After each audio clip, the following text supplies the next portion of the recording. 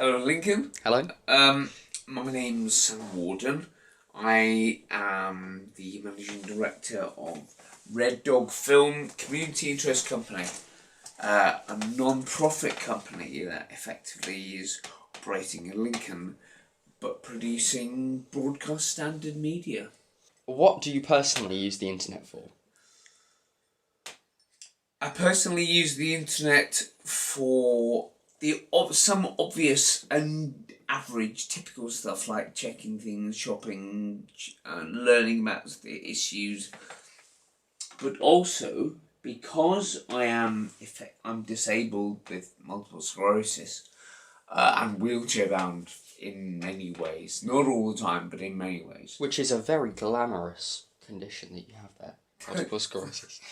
Very much. There are people constantly knocking at the door wanting to lick me. I also depend very much on technology to afford me communication mechanisms that I wouldn't normally have. Whether it be being able to dictate emails and letters and documents, or Skyping people I can't go to visit or they can't come to me. Or using social media and looking at the kind of comments on a video. Did people like this? I'm interested not just in the content, but people's responses to the content. So I sometimes look at, and also I feel very much like I use the internet in a relatively guilt-free way. I just move around it and guide myself around it. I feel like I think sufficiently three-dimensionally that I'm looking for connections in all directions rather than just the ones I'm used to because of mainstream media or office settings and stuff. Which makes me, I guess, not a young person, not an old young person, but a young old person, if that makes sense. And I think that's a very interesting way of looking at the internet, because I see the internet as it's a platform that I can interact with. And there are lots of things on that platform, but essentially it's all in the same place, which is possibly quite dangerous. Net neutrality is basically the idea of treating internet data fairly. Yeah, is that an easy concept to understand? Yes. In America, about nearly 10 years ago, more like 7 years ago, Comcast started regulating the amount of speed, the speed or the amount of bandwidth that you could access for BitTorrent. And I remember Virgin Media being involved in a debate discussion, I don't think, about those people who weren't paying for certain advertising space on Google were not allowed to be accessible by the mainstream public. Precisely, which is the essence of net neutrality. No, I'm with you. And what American internet service providers, because it's a distinctly American issue, have been lobbying for an abolishment so that they can provide the services that they want. And to provide some personal context, a couple of years ago, I convinced you to start using a video calling service called Uvu, which is at the time was considered more superior than Skype. Do you think that there would have been much outrage at the time if your internet service provider was slowing down the speed for a service like Uvu, making it preferable to use Skype? Because Skype at the time wasn't really suitable for the stuff that we were trying to create. I completely understand why the ruling people in the society have mechanisms which are simple, efficient, one-size-fits-all, designed to work correctly with 75% of the public. However, the 25% that it doesn't work with, who also interact with the other 75%, so the whole of society is affected by this exclusion. That means that there'll be a much smaller, the number of voices deciding where things go will be always on the decrease. And the closer we get to a monopoly, an autocracy effectively, we find ourselves kind of living in a very unbalanced society where only one view is represented and not everyone's is. And also people have to conform or they're excluded. And I feel like that is effectively also the tactics of schoolyard bullies. To basically conform or you're excluded, basically. Definitely. And I like for instance, television. I think the quality of television has actually improved. Even though the public are constantly whinging on and on about. And I'm one of them. I don't watch television anymore. Oh, well... Well, I do, but not really. Not in the conventional way. Well, I have been for a long time, and I feel like I have seen a very solid, steady progress in the quality of television. And I believe that that is a direct result of the widening diversity of voices that govern how media works. Gay people, black people, women, lesbians, the wise, the weak, the worthy, the less worthy, all these voices contribute to having a diverse media. And having a diverse media means that it's much more likely that someone out there in the public will be able to find something that works for them. Yes. I'm effectively housebound. My entire life is here, and my bedroom, and a couple other rooms and stuff. But I don't feel isolated. No, and just look at all the DVDs you have. Well, not just my collection of media and stuff, but I feel connected because I'm wanting to connect, and partly because the world is wanting to connect with me, and people feel like the world is to blame all the time. I think that's the case. I'm equally worthy, I'm equally participating and stuff. So net neutrality is something that I'm going to fight for because it's my world as well. You spoke about monopolies, and it is slightly important because I think we're moving away possibly from standard internet in the homes to mobile internet, and we've got to a point where there are going to realistically only be two companies in the mobile industry in the UK, BT and Three, who now own about 80% of mobile providers in the UK. Do you think that's a bad thing? It's all down to the kinds of people and the kinds of organisations they are. Even bureaucracies are capable of being more or less engaged with the public and the people they serve.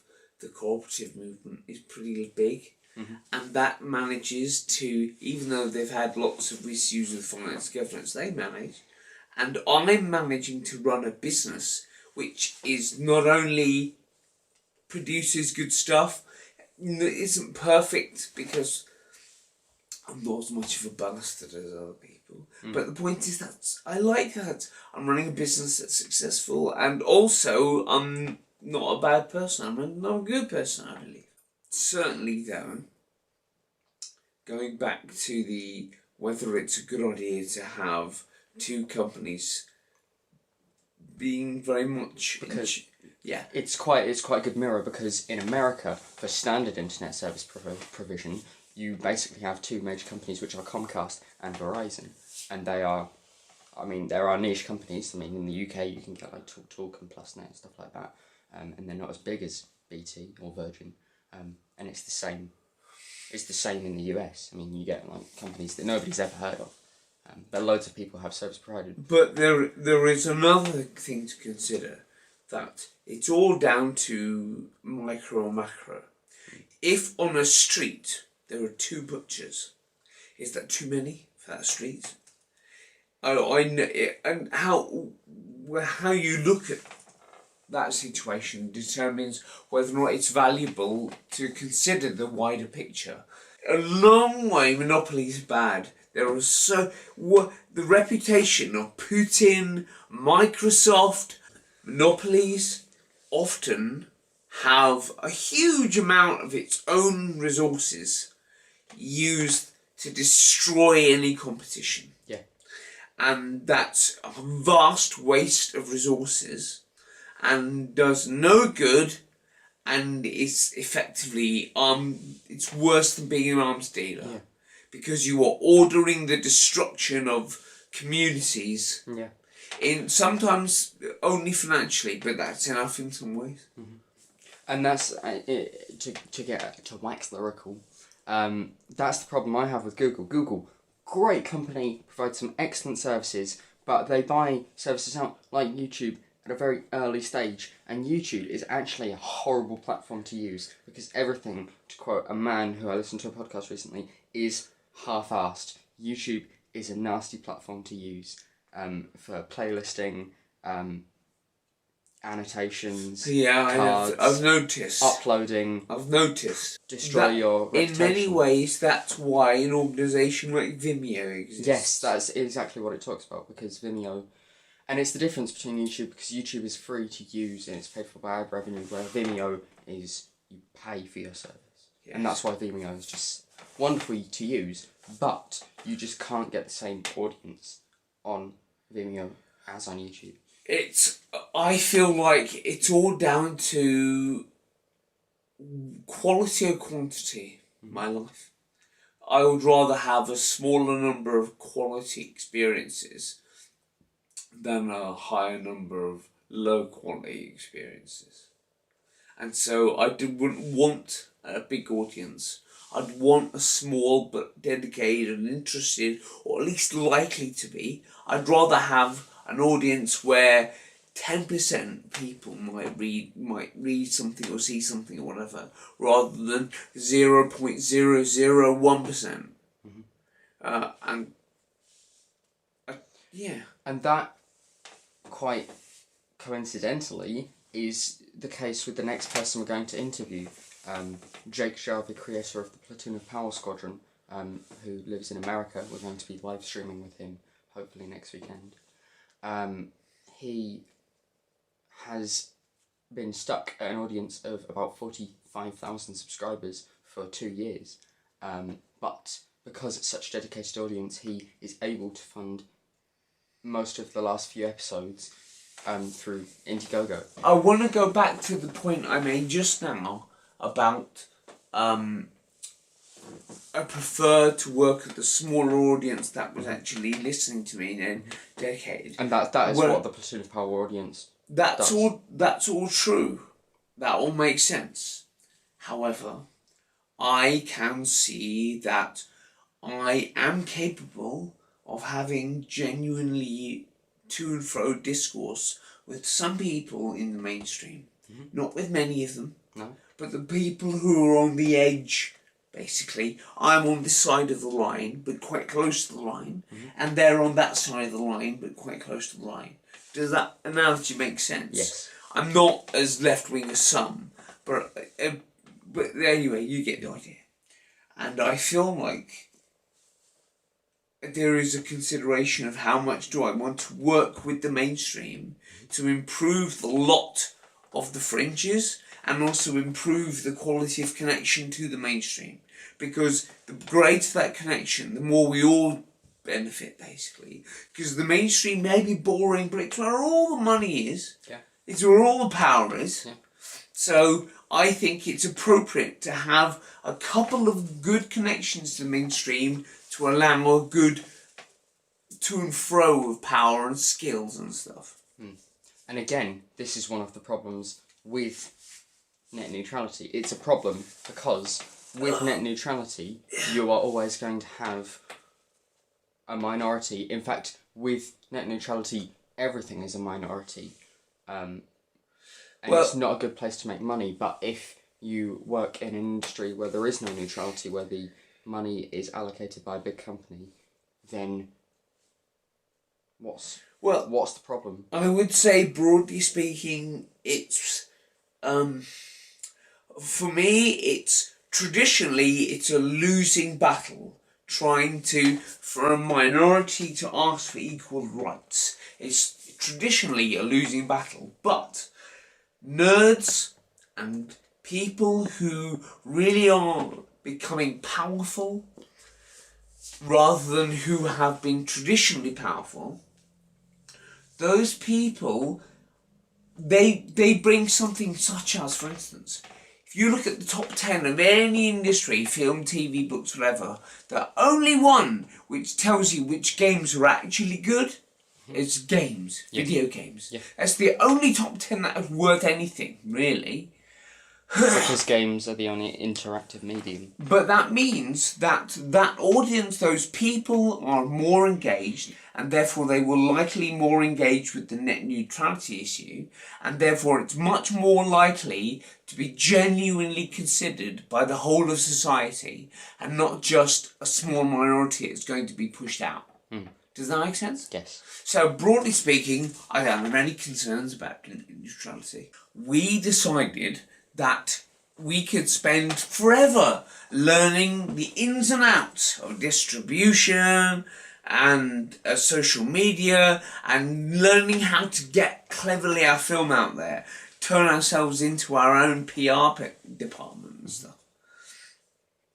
But instead, we said, you know what, wouldn't matter, because if we did have everyone see it, if we were able to say anything to everyone, it wouldn't matter if we had nothing worth saying. So we decided to focus entirely on good quality content. And having something to say. And then basically, now we've got good quality content, we're now trying to get out there, trying to find a well-positioned advocate to be in charge of our needs. And that's kind of the way filmmaking has been up until the last 20, 30 years. We're basically saying we are good enough to survive in that very narrow market that used to produce stuff for the BBC in the 1950s. Like a very small number of people did all the work. Yep. And we feel we're good enough to be able to survive within that very rarefied atmosphere. And so we're aiming to get out there. If we fail, we fail. But we've done our best. And you had fun. Fun. And you had fun. And we had fun. And we've tried our best to enjoy ourselves and do good on the way. Yeah. So none of it has been a wasted journey. Why is net neutrality important to ragdoll film? You've heard what I've said about how we are content producers rather than deliverers. Yep. Or people who reach out there. That means that essentially net neutrality is less important to us. Because more we're about, we're not really that bothered. Well, Phil is not bothered who's paying us as long as we get to keep making films. Whereas I want the people to paying us to be good people. I want the world to be a better place. I want to make sure some money... Well, basically, I'm the more community-orientated of the two of us. Although we both completely understand what we're doing, and I'm doing for both of us and stuff, and he's doing for both of us. We are going to participate and contribute to net neutrality. For instance, doing this interview. Yes. This is a little tiny thing. We produced Humans and run an international crowdfunding campaign. And we had loads of really well-placed advocates. People who are running horror film festivals. That invited us to be on stage and address their audience and stuff. And yet, our crowdfunding campaign went nowhere. Even though everyone said this is awesome. And I don't want to be a dick. I could see that from the outset that it was going to go nowhere. Really? Yes. Because you don't have an online presence. Yeah. And because what we needed was, we didn't have the skills. We'd put our skills in making a good film. If we'd put our skills in getting out there, then we wouldn't have made a good film. Yes. And so now we tried to do it the route of do it getting out there as well as making a film. That didn't work. So now we're having to go down the route of finding someone who can support us. Now Google are, I think, lobbying on behalf of net neutrality because they don't want to be. They want to operate unhindered. But Google themselves are a monopoly and will use any rule. Yes, but what I'm saying is that if net neutrality is stamped on, then they have to also deal with politicians. If net neutrality is protected, then they get to operate in the internet unhindered. Yeah. It's actually a no-win, no-lose scenario for them. Because one way, they have all their competitors destroyed by the government. Yep. But then they have to deal with politicians. Yep. Or they get freedom and they have to destroy their own competitors. Yeah, which happens. That's what happens. What I'm saying is that's why I think it's an important issue, but I don't care how it goes.